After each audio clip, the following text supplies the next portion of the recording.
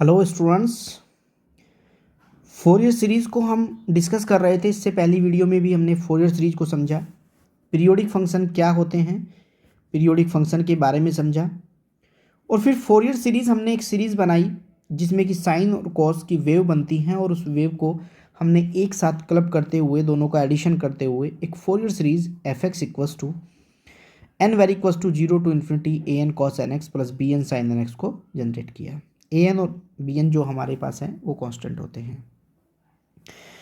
ये ऑलरेडी हम पिछली वीडियो में पूरा डिस्कस कर चुके हैं, कैसे हमने ए नोट कांस्टेंट यानी कांस्टेंट टर्म को बनाया और फिर एक सीरीज़ को हमने मर्ज करके एक साथ लिखा। कौन से फंक्शन की फोरियर सीरीज़ पता की जा सकती हैं, कुछ कंडीशंस हमने डिस्कस की। हालांकि अभी पिछली वीडियो में हमने बताया था आपको कि नेक्स्ट वीडियो में डिरिचलेट की क्या कंडीशंस हैं उनको डिस्कस किया जाएगा, लेकिन डिरिचलेट की कंडीशंस से पहले हम डिस्कस करेंगे इस वीडियो में कि आयलर फॉर्मूला क्या है। यानी आयलर एक मैथमेटिशियन हुए जिस पर बार बार हमने बात की। आयलर ने बहुत सारा योगदान इस मैथमेटिक्स में दिया है, तो यहाँ फोरियर सीरीज में भी आयलर ने अपना कुछ योगदान दिया। तो इस वीडियो में मेनली हम यही डिस्कस करेंगे कि आयलर के फॉर्मूले क्या हैं, कैसे बनाए जाते हैं, और उसके साथ साथ डिरिचलेट ने अपनी कंडीशंस में क्या कहा उसको भी डिस्कस करेंगे। लेकिन पहले हम डिस्कस कर लेते हैं आयलर फॉर्मूला क्या है। तो आयलर फॉर्मूला क्या है उसको डिस्कस करते हैं। Late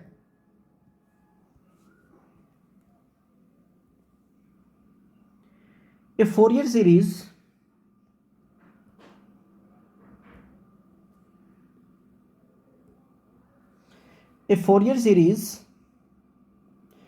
for the function fx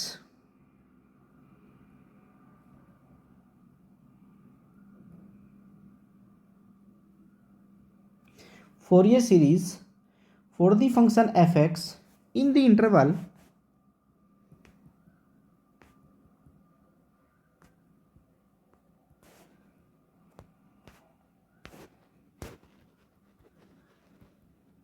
x lie between c to c plus 2 pi is given by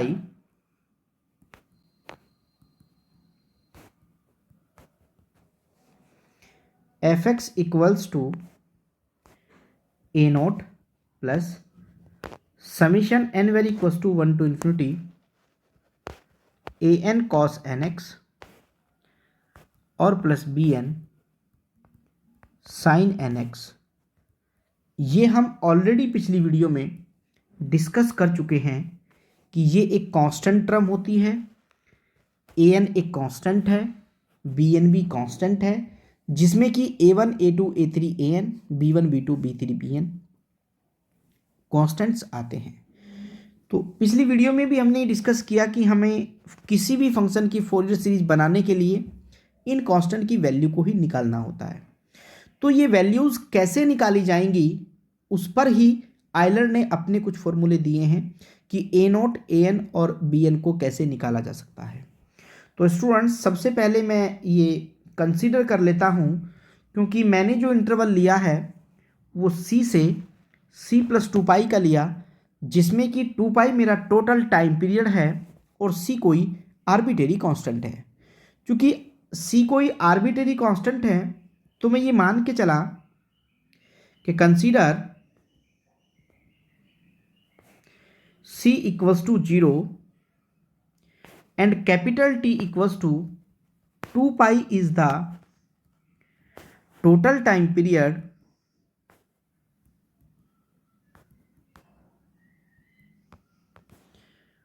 of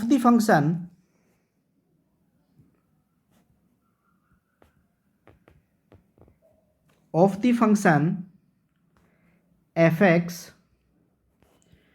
in the interval 0 to 2 पाई। अब मेरा जो इंटरवल है वो 0 to 2 पाई हो गया है, यानी अब मैं इस इंटरवल में काम करूंगा।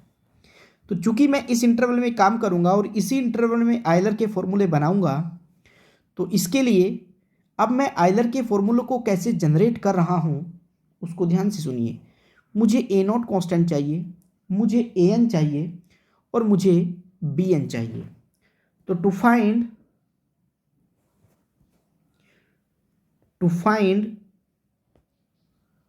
ए नोट। ये ए नोट कैसे आएगा उसको समझते हैं। तो ए नोट को कैलकुलेट करने के लिए मैंने क्या किया, integrate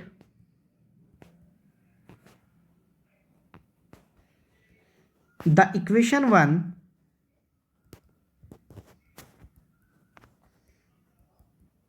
with respect to x in the interval 0 to 2 pi. That is, इसका मतलब क्या हुआ कि 0 to 2 pi F x D x equals to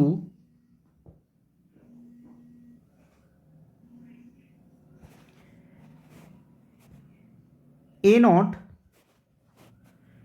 0 to 2 pi D x plus summation N vary equals to 1 to infinity A N 0 to 2 pi cos N x D x plus summation N vary equals to 1 to infinity B N 0 to 2 pi sine N x और D x. यानी जो equation number 1 थी, हमने उस equation 1 का integration किया with respect to x और interval है 0 to 2 पाई। यानी अगर थोड़ा सा मैं इसको सिंप्लीफाई करूं तो ये 0 to 2 pi F x D X as it is रहेगा इक्वल्स टू, इसको इंटीग्रेट करें तो ए नॉट इंटू ये 2 पाई हो जाएगा plus summation N vary equals to 1 to infinity A N cos N x का जो इंटीग्रेशन होता है वो sine N x upon N होगा और लिमिट हो जाएगी 0 से 2 pi plus summation N vary equals to 1 to infinity B N sine X का जो इंटीग्रेशन होता है cos N x upon N हो जाएगा और लिमिट होगी 0 to 2 पाई। तो यानी हमने इस पूरे इक्वेशन को x के रेस्पेक्ट में इंटीग्रेट किया और इंटीग्रेट करने के बाद उसकी लिमिट को सब्स्टिट्यूट करेंगे। इसका इम्प्लाइज मतलब ये है, थोड़ा सा और सिंप्लीफाई करते हुए ये 0 to 2 पाई हो जाएगा f x D x equals to ये 2 पाई इंटू ए नोट हो जाएगा प्लस, चूँकि साइन 2 पाई 2n पाई 0 होता है और साइन 0 भी 0 होता है तो ये 0 हो गया और प्लस चूँकि कॉस 2n पाई 1 होता है और कॉस 0 भी 1 होता है तो ये 1 - 1 हो जाएगा, यानी इसे भी हम 0 कहेंगे। इसका मतलब ये है कि ये जो ए नोट है इसकी value 1/2 pi 0 to 2 pi F x D x हो गई है।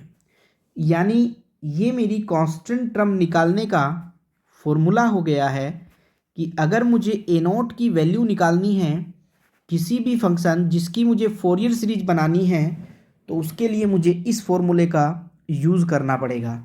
अगर मेरे पास कोई भी एफ एक्स फंक्शन हो और उसका total time period 0 to 2 pi हो, यानी 2 पाई उसकी लेंथ हो टोटल, जिसमें कि फंक्शन पीरियोडिक हो, तो ए नोट फंक्शन की वैल्यू मैं कुछ इस डेफिनेशन से निकाल सकता हूँ।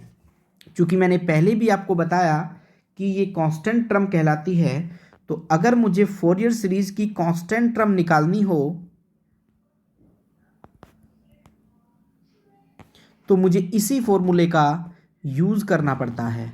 यानी इसी फॉर्मूले को लगा करके मैं अपने फोरियर सीरीज की कांस्टेंट टर्म को फाइंड कर सकता हूँ। स्टूडेंट्स, कांस्टेंट टर्म हमारी कैलकुलेट हो गई है, मुझे ए एन भी कैलकुलेट करना है। तो to find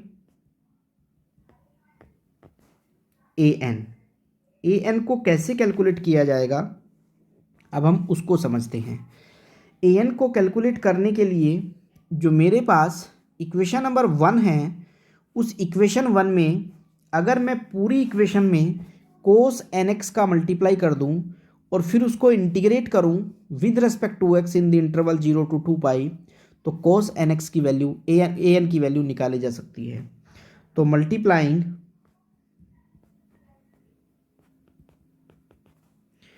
in equation number 1 by cos n x and integrate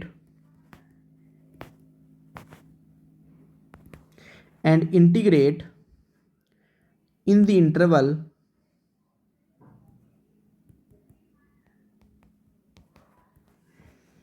0 to 2 pi, that is 0 to 2 pi fx cos nx dx equals to a naught integration 0 to 2 pi cos nx dx summation n vary equals to 1 to infinity a n, क्योंकि एक cos nx वहाँ already होता है तो cos square nx हो जाएगा और dx plus bn 0 to 2 pi cos nx से मल्टीप्लाई हो रहा है, साइन nx यहाँ ऑलरेडी होता है तो sine nx and cos nx dx, तो हमने उसमें cos nx का दोनों तरफ मल्टीप्लिकेशन कर दिया है। थोड़ा सा इसे और अगर हम सिंप्लीफाई करें तो इसको थोड़ा सिंप्लीफाई कर लेते हैं। 0 to 2 pi F x cos N x D x plus a naught, इसको मैं फिर से इंटीग्रेट करूँगा तो वही sine N x upon N होगा, 0 to 2 पाई हो जाएगी plus summation N vary equals to 1 to infinity A n. Cos square n x को इंटीग्रेट नहीं किया जा सकता, 1 plus cos 2 n x upon 2 बनाना पड़ेगा, तो 1 का इंटीग्रेशन फिर से x हो जाएगा और प्लस इसका जो इंटीग्रेशन होगा वो साइन 2nx अपॉन 2n हो जाएगा और लिमिट होगी 0 से 2 पाई, प्लस bn के साथ भी यही कंडीशंस आएंगी। यहाँ पर चूँकि sine N x cos N x as it is है तो इसमें जब sine N x cos n x के साथ करूँगा तो 2 साइन ए कॉस बी से टू से ऊपर 2 से नीचे मल्टीप्लाई कर सकते हैं, तो 2 साइन एक्स कॉस एक्स का फॉर्मूला बनेगा। तो 2 साइन एक्स कॉस एक्स का जो फॉर्मूला होता है वो 2 साइन ए एक्स कॉस बी एक्स का जो फॉर्मूला है उसे हम कुछ इस तरीके से कह सकते हैं, साइन 2 एन एक्स हो जाएगा और साइन का जो साइन 2 एन एक्स का जो इंटीग्रेशन होता है वो कॉस 2 एन एक्स माइनस के साथ अपॉन 2 हो जाएगा और लिमिट 0 से 2 पाई। अब आप देख पा रहे हैं ये वैल्यू फिर से ये भी 0 बनाएगा, ये साइन 2 पाई पर भी 0 और 0 पर 0 तो केवल x यानी 2 पाई बचेगा। तो यहाँ से जो वैल्यू आई वो 0 to 2 pi F x cos N x और डी एक्स हो गई है और ये वैल्यू 0 हो जाएगी, क्योंकि ये पार्ट साइन 2 पाई भी 0 होता है और साइन 0 भी 0, तो ये 0 हो गया है, ये 0 हो गया है। और यहाँ पर अगर मैं देखूँ तो ये भी स्टूडेंट 0 हो जाएगा, ये भी 0 हो जाएगा, केवल x के लिए यानी 2 पाई मिल रहा है, तो ये हो जाएगा summation n vary equals to 1 to infinity और ए एन और 2 पाई। तो यानी अगर मैं इस ए एन को देखूं तो सभी कांस्टेंट प्लस होते चले जाएंगे, तो मैं इसे ऐसे भी कह सकता हूं कि इसे मैं यहाँ से हटा दूं और यहाँ पे फॉर्मूला दे दूं कि n vary equals to 1 to infinity तक। यानी अगर मैं इसको थोड़ा सा सिंप्लीफाई करके लिखना चाहूँ तो कुछ ऐसे लिख सकता हूँ, ध्यान से देखिएगा, A N equals to upon में 2 होता है।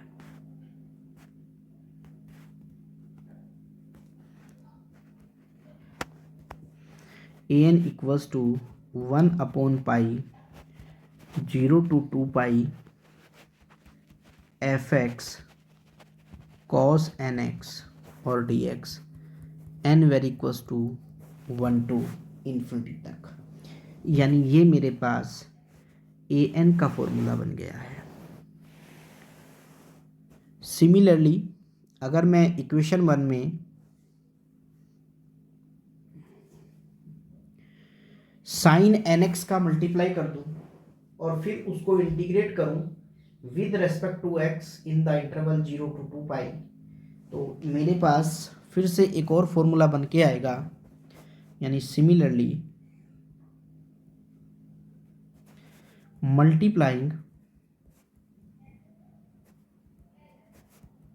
in 1 by sin nx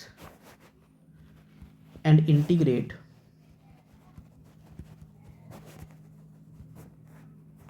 and integrate 0 to 2 pi. तो यहाँ पर जो मेरे पास बी एन आएगा वो 1 upon pi 0 to 2 pi F x sine N x और डी एक्स हो जाएगा। यानी अगर बी एन को फाइंड करना है तो बी एन जो आएगा वो कुछ इस तरीके से आ जाएगा।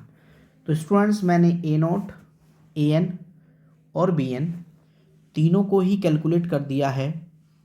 तीनों को कैलकुलेट करने के बाद अब जो मेरी फोरियर सीरीज़ है, अब आप उसको देखिए एक बार। हेंस द फोरियर सीरीज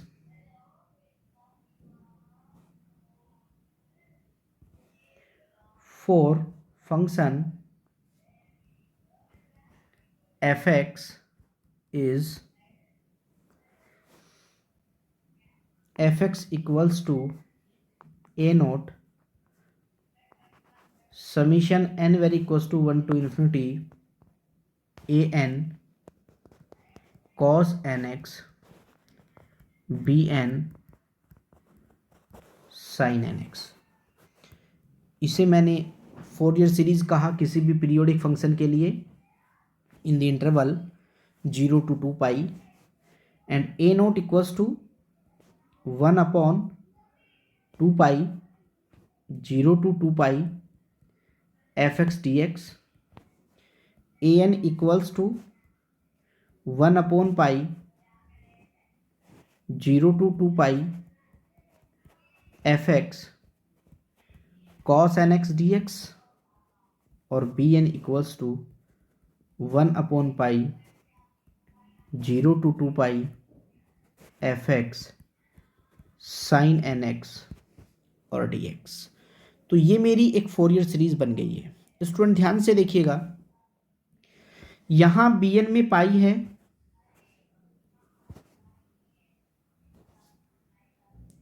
यानी बी एन में अगर आप देखें 1 अपॉन पाई आ रहा है। इसी तरीके से ए एन में देखें तो भी वो 1 अपॉन पाई आ रहा है, लेकिन ए नॉट में 1 अपॉन 2 पाई आ रहा है। आपको बार बार आगे चल के बहुत सारी फोरियर सीरीज बनानी है, तो कहीं ना कहीं इस 2 में कन्फ्यूजन आता रहेगा। ये आपको कन्फ्यूज करेगा, कहाँ 1 अपॉन 2 पाई आता है, कहाँ पाई आता है, कहाँ 2 अपॉन पाई आता है, क्योंकि वो अलग अलग हाफ रेंज सीरीज पढ़ेंगे तो अलग डेफिनेशन बनेगी। डिसकंटिन्यूअस फंक्शन के लिए अलग बनेगी, कॉन्टिन्यूअस फंक्शन के लिए अलग है। तो यानी अलग अलग तरीके की कुछ फोरियर सीरीज बनेगी। तो चूंकि फोरियर सीरीज अलग अलग तरीके की बनने वाली हैं, तो अगर हम सभी फॉर्मूलों में एक जैसा सिमेट्रिकल फॉर्मूले बना लें, यानी जैसे इसमें 1 अपॉन पाई है, यहाँ भी 1 अपॉन पाई है और यहाँ भी हम 1 अपॉन पाई ही कर लें, तो हमारे लिए आसान हो जाएगा। तो हमने ये करने के लिए क्या किया, इस 2 को यहाँ से हटाया और इस 2 को हमने यहाँ पर लिख दिया है, तो यानी इसे हम a0/2 यूज़ कर सकते हैं। तो अब जो मैं फोरियर सीरीज आपकी यूज़ करूँगा स्टूडेंट्स, वो मैं यही सीरीज़ यूज़ करूँगा जो अब मैंने आपके सामने लिखी है, यानी मेरी फोरियर सीरीज में अब a0/2 आएगा। तो ये फोरियर सीरीज के लिए मैं यूज़ करूँगा और ये मेरे a0, an और bn होंगे। मुझे करना क्या है, जिस फंक्शन की मुझे फोरियर सीरीज कैलकुलेट करनी है, फाइंड करनी है, उसके लिए मैं a0, an और bn उनको फाइंड करूँगा और फाइंड करने के साथ साथ उसमें सब्स्टिट्यूट करके मैं अपनी फोरियर सीरीज को बनाऊँगा। तो स्टूडेंट्स, नेक्स्ट वीडियो बहुत इंपॉर्टेंट वीडियो है जिसमें कि मैं आपको इन कांस्टेंट को निकाल के दिखाऊंगा और डिरिचलेट की क्या कंडीशंस हैं, डिरिचलेट ने क्या कहा अपनी फोरियर सीरीज में, उसको भी हम नेक्स्ट वीडियो में डिस्कस करेंगे। Thank you very much students, thank you very much.